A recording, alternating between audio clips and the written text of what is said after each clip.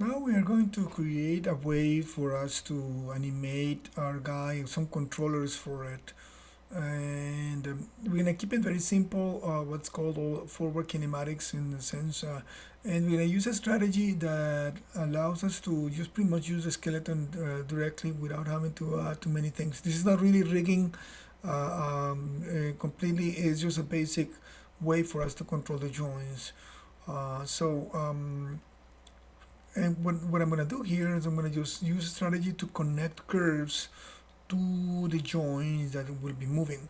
So I'm gonna start by just going here to my curves section here. You can also go and say create and then nerves curves. You can say circles here. So the same thing, I just click on the little icon. So I'm gonna click on the icon that creates one curve at the bottom that's called curve one. So what I'm gonna do is I'm gonna connect these curves to the joints. So in order to do that, I'm gonna just make this display the shapes of my object, and with every object in my every most of them, not all, but geometry objects have, if you open them up, they have, when you show the shapes, they have a transform node and a shape node. You can see the information for each one of them here. You see the transform node and the shape node. Every object has them. So the curve has a shape node, and we are going to attach the shape node to the joint. So that way we will use that shape node to move the joint. So the way it goes is you select the shape of the curve, then you, let me just hide my geometry here so it's not that hard to tell. I'm gonna start with the antenna here and just hide my geometry there. There it is. So I'm gonna select the curve, select the joint, and then we're gonna go on the down here on the bottom part of the smell script section. We're gonna type a little script that's called parent hyphen r hyphen s and hit enter. And what it does is that it takes the shape node of that circle and makes it, let me just open up the joints here, makes it part of the antenna. So now when I click on that curve, the antenna joint of course, when I click on the curve, the antenna joint gets selected, and I could go now and rotate that joint. Okay, so the only thing of course with that curve is that it's so tiny I cannot see it. So actually let me just look here through perspective view here. So what I'm going to do here is I'm going to just simply select the vertices of it. I want to make sure I cannot select geometry, I cannot select joints, and I'm going to select now the curves, the vertex points. Let me show my polygons here. I'm going to use my scale tool, right? I'm going to just change them in shape and scale so that you can see them. And actually I'm going to rotate that object. I'm going to hold my J key so that I can rotate in, I think it's 15 degree increments. That way I can use that, and then I can just simply just go again to my object mode, and then I can use this object to move that joint. Of course the joint is not connected to the geometry yet, but that way I can create my controller. So of course that, because that controller got moved there, I'm gonna just rename it here. I'm gonna call it antenna shape. That way I don't get confused. Right, and then I'm gonna do the same trick. Of course there is a leftover here, so I delete that one. So I'm gonna go and create another one here, and same trick. You grab the shape. I'm gonna go to one of the ears now.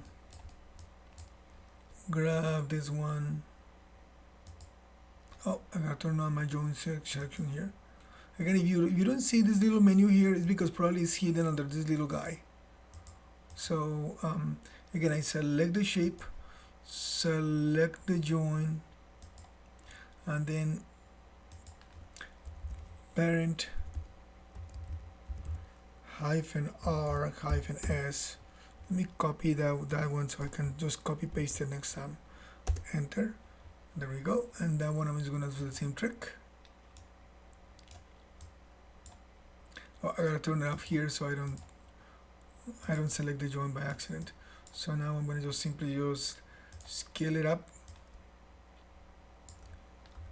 rotate it holding J so it rotates and increments, and then I can just show my geometry. That would be pretty decent. And same thing, I'm gonna rename that one, so that one is gonna be called layer shape. And I'm gonna continue going through that process. Okay, so I went ahead and just quickly kind of created a bunch of circles, and then I connected them to all of those joints one by one. I have not scaled them yet, but just quickly doing the process so I can go and I created those. So I'm just gonna now go continue and change their scale. So I created one for the other ear, shoulder, wrist, I'm sorry, shoulder, elbow, one for his root, hopefully it's right there, and one for, and that's it so far. So let me go and correct those. I'm gonna pause the video here. Okay, I went ahead and created and scaled up all those controllers. So now those controllers manipulate those arms and those body parts essentially. And I also went and renamed them all. Oh, I forgot to scale this one up. I'm gonna scale it up right now. So I'm just gonna go and select by vertex, select, scale it up. Maybe I'm gonna rotate it so that it fits the position of my head. I'm gonna scale it up a bit more so I can easily see it. I can actually move it there a little bit. While I'm in component mode, I can modify the location. Still, this P1 is going to be in the center of the joint, and I'm going to, and of course those values will keep the translate values of the joint, so don't worry about that. And what I'm gonna do, that one is renamed. That one is called head shape. Right, so I got that taken care of. So I have all joints there. I have, the only thing that I have not created is the one for the root or the wheel, and I just on purpose didn't create that one because those we need to make sure we do it correctly. So there's going to be one for the wheel, one for the root. Let me delete all these leftovers here because I don't need those circles anymore. Those were part of the shapes. So I'm going to create one circle here, and this one I'm going to use a shape. I'm going to connect that one to the wheel first. So I'm going to grab that one, I'm going to grab the wheel, and then paste my script here. So that one made it there. Just make sure that I'm going to turn off here and select not that.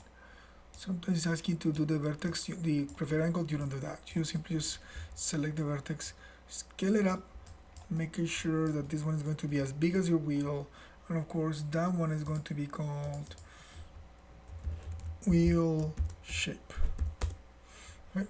And we're going to create another one, and that one's going to be for, there it is again, and that one is going to be, this one goes for the root. Same thing, parent-r-s, then you got right there, and I make sure I select the vertex of it. Oops, no, don't move it yet. I have something else selected, so make sure I select just the vertex. There we go. And then I'm just going to rotate this one with the rotation tool, holding J so it goes flat on the horizontal. I'm going to scale it up a little bit more so I can easily select it, and that will allow me to see it outside of the wheel.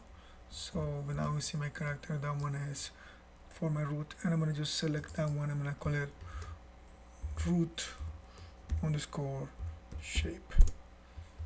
Okay, so I have all my controllers ready. So this one will move my whole character, this one will move only the wheel, and of course all of the other ones will move the rest of the character as they need to move them. Alright, I'm going to just increment and save this part here.